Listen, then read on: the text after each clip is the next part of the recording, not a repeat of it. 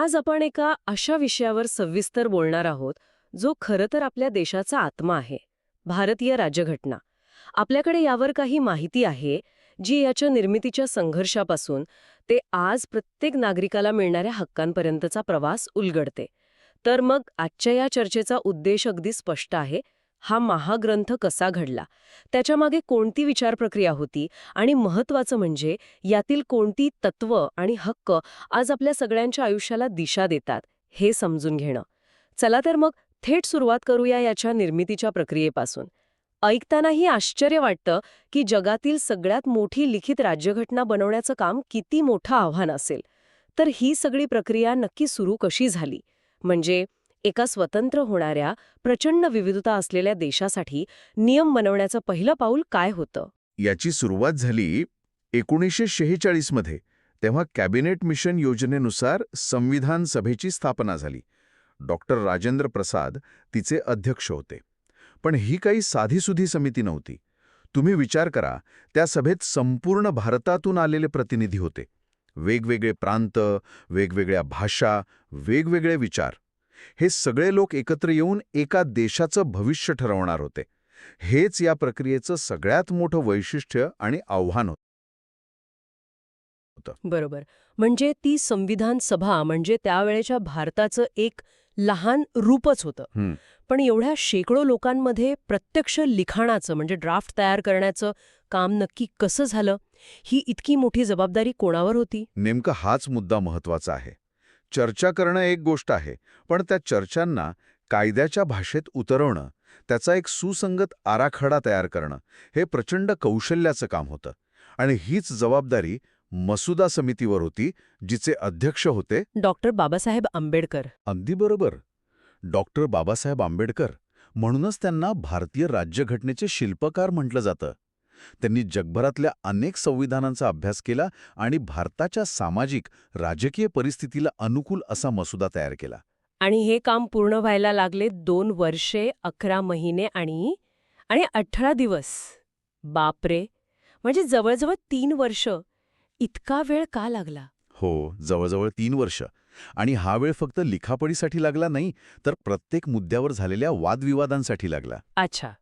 उदाहरणार्थ, देशाचं नाव इंडिया असावं की भारत, राष्ट्रभाषा कोणती असावी, अल्पसंख्याकांना काय अधिकार द्यावेत, या प्रत्येक प्रश्नावर महिनोन-महिले चर्चा झाली. ही केवळ निर्मिती नव्हती, तर एका राष्ट्राच्या विचारांचं मंथन होतं. वा. म्हणजे हा आकडा केवळ वेळेचा नाही, तर त्या मागे असलेल्या वैचारिक मंथनाचा आहे. आणि या सगळ्यानंतर त्या 2 तारखा येतात ज्या आपल्या इतिहासात कोरल्या गेलात. 26 नोव्हेंबर 1949, ज्या दिवशी हे संविधान स्वीकारलं गेलं. हो, आपला संविधान दिन. आणि 26 जानेवारी 1950, ज्या दिवसापासून ते लागू झालं आणि भारत खऱ्या अर्थाने एक प्रजासत्ताक बनला. आता आपण संविधानाच्या रचनेकडे वळूया. कोणत्याही पुस्तकाची ओळख त्याच्या प्रस्तावनेवरून होते, असं म्हणतात. आपल्या संविधानाची प्रस्तावना काय सांगते?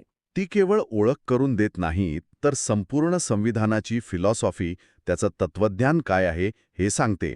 आणि तिची सुरुवातच इतकी जबरदस्त आहे. आम्ही भारताचे लोक. We the people of India. अगदी. हे शब्द खूप काही सांगतात. याचा अर्थ हा आहे की या देशाला चालवणारी अंतिम सत्ता ही लोकांच्या हातात आहे, कोणत्या राजाच्या किंवा परकीय सत्तेच्या नाही. ही प्रस्तावना भारताला एक सार्वभौम, समाजवादी, धर्मनिरपेक्ष, लोकशाही गणराज्य म्हणून घोषित करते. 1 मिनिट, यातले बरेचसे शब्द ओळखीचे आहेत. पण गणराज्य म्हणजे नक्की काय? म्हणजे लोकशाही आणि गणराज्य यात नेमका फरक काय आहे? हा खूप छान प्रश्न आहे. लोकशाही म्हणजे लोकांनी निवडून दिलेलं सरकार.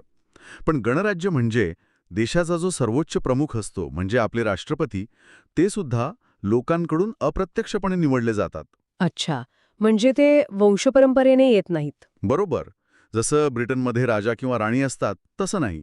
त्यामुळे भारत लोकशाही तर आहेच, पण सोबतच एक गणराज्य सुद्धा आहे. आणि यात संविधानाचा आकारही काळानुसार बदलला आहे, नाही का? सुरुवातीला 395 कलमे आणि 8 परिशिष्ट होती. हो, आणि आता 448 पेक्षा जास्त कलमे आणि 12 परिशिष्टे आहेत. हा बदल काय दाखवतो? हेच दाखवतं की आपलं संविधान हे दगडात कोरलेली आज्ञा नाही, तर ते एक जिवंत दस्तऐवज आहे, एक लिव्हिंग डॉक्युमेंट. काळानुसार समाजाच्या गरजा बदलतात, नवीन आव्हानं येतात. त्या आव्हानांना सामोरं जाण्यासाठी कायद्यात बदल करावे लागतात. म्हणजे आपलं संविधान ही लवचिकता देतं. अगदी. म्हणूनच वेळोवेळी घटनादुरुस्त्या करून त्यात नवीन गोष्टी जोडल्या गेल्या किंवा काही बदल केला गेला. तर ही झाली संविधानाची रचना. पण कोणत्याही दस्तऐवजाचा खरा अर्थ तेव्हाच कळतो जेव्हा तो सामान्य माणसाच्या जीवनाला स्पर्श करतो. तर मग या संविधानाने सामान्य भारतीयाला नक्की काय दिलं? इथूनच कदाचित मूलभूत हक्कांची गोष्ट सुरू होते, नाही का? अगदी बरोबर. संविधानाच्या भाग 3 मध्ये दिलेले मूलभूत हक्क हे त्याचं हृदय आहे. हे हक्क प्रत्येक नागरिकाला जन्मतः मिळतात आणि सरकार किंवा इतर कोणतीही संस्था ते सहजासहजी हिरावून घेऊ शकत नाही. एकूण 6 मुख्य हक्क आहेत. यातला पहिला आणि कदाचित सर्वात महत्वाचा हक्क म्हणजे समतेचा हक्क. याचा नेमका अर्थ काय होतो? याचा सरळ अर्थ आहे, कायद्यासमोर सगळे समान आहेत. कलम 14 नुसार कोणाचाही धर्म, वंश, जात, लिंग किंवा जन्मस्थान यावरून भेदभाव करता येणार नाही. म्हणजे सार्वजनिक ठिकाणी सर्वांना समान प्रवेश? हो, हॉटेल्समध्ये, दुकानांमध्ये, सगळीकडे. आणि सगळ्यात महत्त्वाचं म्हणजे कलम 17. या कलमानुसार अस्पृश्यता पाळणं हा कायद्याने गंभीर गुन्हा ठरवण्यात आला. ज्या समाजात हजारो वर्षांपासून विषमतेची परंपरा होती, तिथे कायद्याने समानता आणण्याचा हा एक क्रांतिकारी प्रयत्न होता. हे खरंच खूप मोठं पाऊल होतं. दुसऱ्या हक्कांबद्दल काय? स्वातंत्र्याचा हक्क हा शब्द आपण खूप ऐकतो.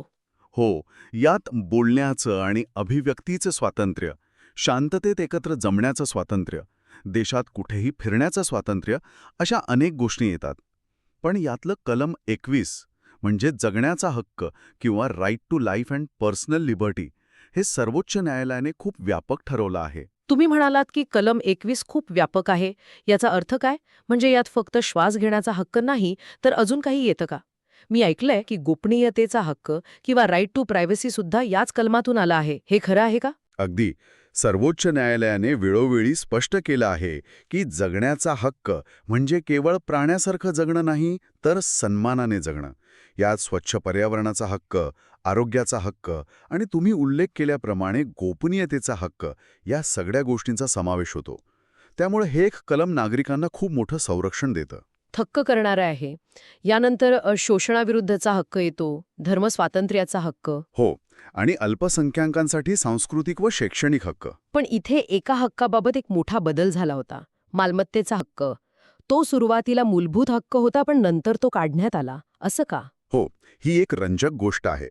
सुरुवातीला मालमत्तेचा हक्क हा मूलभूत हक्क होता. पण स्वातंत्र्यानंतर देशात जमीन सुधारणा म्हणजे लँड रिफॉर्म्ससारखे कायदे आणायचे होते. म्हणजे जमीनदारांकडून अतिरिक्त जमीन घेऊन ती भूमिहीनांना वाटायची होती. बरोबर. पण मालमत्तेचा हक्क मूलभूत असल्यामुळे अशा कायद्यांना न्यायालयात आव्हान दिलं जायचं आणि सामाजिक न्यायाच्या योजनांमध्ये अडथळा येत होता. अच्छा, म्हणजे देशहिताच्या मोठ्या योजनांमध्ये हा हक्क अडकाठी ठरत होता. अगदी. कल्पना करा, सरकारला गरिबांसाठी घरं बांधायची आहेत किंवा रस्ता रुंद करायचा आहे आणि त्यासाठी जमीन हवी आहे. पण मूलभूत हक्कामुळे जमीन संपादन करणं जवळजवळ अशक्य होतं. म्हणूनच 1978 साली 44व्या घटनादुरुस्तीद्वारे तो मूलभूत हक्कांमधून काढण्यात आला. म्हणजे तो आता हक्क नाहीये? नाही, तो आताही एक कायदेशीर हक्क आहे, लीगल राईट आहे. म्हणजे सरकार कोणाचीही मालमत्ता मनमानी पद्धतीने घेऊ शकत नाही, पण कायद्यानुसार योग्य मोबदला देऊन घेऊ शकते. समजलं. आता आपण येऊया 6व्या आणि शेवटच्या हक्काकडे, ज्याला डॉक्टर आंबेडकरांनी राज्यघटनेचा आत्मा असं म्हटलं आहे. घटनात्मक उपाययोजनांचा हक्क, कलम 32. बरं. एक मिनिट, म्हणजे इतर हक्क इतके महत्वाचे असताना या एकाच कलमाला आत्मा का म्हटलं? मला वाटलं होतं समानतेचा हक्क किंवा स्वातंत्र्याचा हक्क जास्त महत्वाचा असेल. यात असं काय वेगळं आहे? हाच तर कळीचा मुद्दा आहे. याचं कारण असं आहे की हा एक हक्क इतर सर्व हक्कांना अर्थ देतो, त्यांना ताकद देतो. तुम्हीच विचार करा, तुम्हाला समतेचा किंवा स्वातंत्र्याचा हक्क दिला आहे, पण जर कोणी त्याचं उल्लंघन केलं तर तुम्ही कुठेच दाद मागू शकत नाही. मग त्या हक्काचा काय उपयोग? काहीच नाही. ते केवळ कागदावरची आश्वासनं राहिली असती. म्हणजे हे एक प्रकारे एन्फोर्समेंट मेकॅनिझम आहे. अगदी अचूक शब्द. कलम 32 हेच काम करतं. या कलमामुळे जर कोणत्याही नागरिकाच्या मूलभूत हक्कांचं उल्लंघन झालं तर तो थेट सर्वोच्च न्यायालयात दाद मागू शकतो. थेट सुप्रीम कोर्टात? हो, थेट सुप्रीम कोर्टात. समजा तुम्ही तुमच्या गावात शांततेत एखादा आंदोलन करत आहात आणि पोलीस तुम्हाला विनाकारण अटक करतात. हा तुमच्या स्वातंत्र्याच्या हक्काचा भंग आहे. कलम 32मुळे तुम्ही थेट सर्वोच्च न्यायालयात जाऊन हेबियस कॉर्पस याचिका दाखल करू शकता. आणि मग मग न्यायालय सरकारला विचारेल की त्या व्यक्तीला का डांबून ठेवलं आहे. ही आहे त्याची ताकद. म्हणूनच डॉक्टर आंबेडकरांनी याला आत्मा म्हटलं. हे एक प्रकारे इतर सर्व हक्कांचं सुरक्षक कवच आहे. या कलमाशिवाय मूलभूत हक्क अर्थहीन ठरले असते. वाव. म्हणजे आजच्या चर्चेतून एक गोष्ट अगदी स्पष्ट झाली. आपलं संविधान म्हणजे फक्त कायद्याचं जाडजूड पुस्तक नाही, तर ते एक प्रकारचं प्रॉमिस आहे, जे देशाने प्रत्येक नागरिकाला दिलं आहे. आणि कलम 32 ही त्या प्रॉमिसची गॅरंटी आहे. आपण पाहिलं की डॉक्टर आंबेडकरांच्या नेतृत्वाखाली जवळजवळ 3 वर्षांच्या मंथनातून हा ग्रंथ कसा तयार झाला. आम्ही भारताचे लोक या शब्दांमागे किती मोठी शक्ती आहे आणि मूलभूत हक्क आपल्याला कसं संरक्षण देतात.